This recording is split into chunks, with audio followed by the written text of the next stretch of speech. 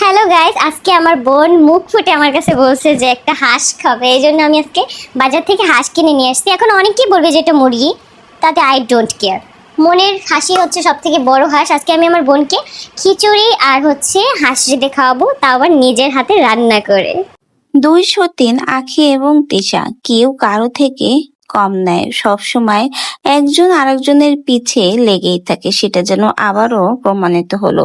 তিশার হাঁস রান্না দেখে আর চুপ থাকতে পারেনি আঁখি, তাই তো এবার সে মুরগি নিয়ে হাজির এবং তিশাকেই টিটকারি মেরে নতুন ভিডিও শেয়ার করলো।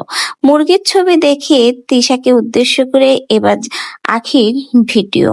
তার বোন রিয়ার আবদার, সে নাকি হাঁস দিয়ে খিচুড়ি খাবে, তাই তো এবার মুরগির সাথে খিচুড়ি রান্না করে টিটকিরি মেরে তিশাকে ভিডিও শেয়ার করলো।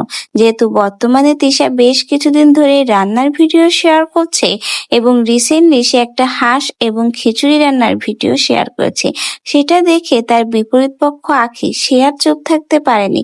তাই তো সে এবার মুরগি দিয়ে খিচুড়ি রান্না করে তার বোনের শখ পূরণ করার ইচ্ছা করলো এবং জানিয়েছে মনের খাসি মানে মনের ইচ্ছাই সব থেকে বড় ইচ্ছা, হোক সেটা হাঁস বা মুরগি। মুরগিকেও হাঁস বলা যায়, কিন্তু অনেকেই সেটা মেনে নেবে না। তিশার হাঁসের সাইজটা অনেক বেশি ছোট ছিল, দেখতে ছিল একেবারেই মুরগির মতো।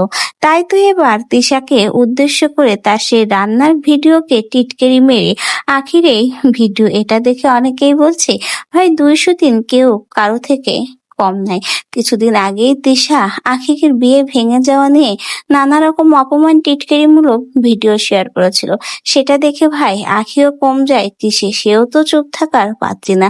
তাই তো সে এবার মুরগি এনে হাঁসের সাথে তুলনা করে বুঝিয়ে দিল যে তিশার স্থান কোথায়। তো 203 এই এক পক্ষ আর এক পক্ষকে যেভাবে সোশ্যাল মিডিয়াতে টিটকারি মারে, অপমান করে, এইসব ভিডিও দেখে আপনাদের কি মন্তব্য?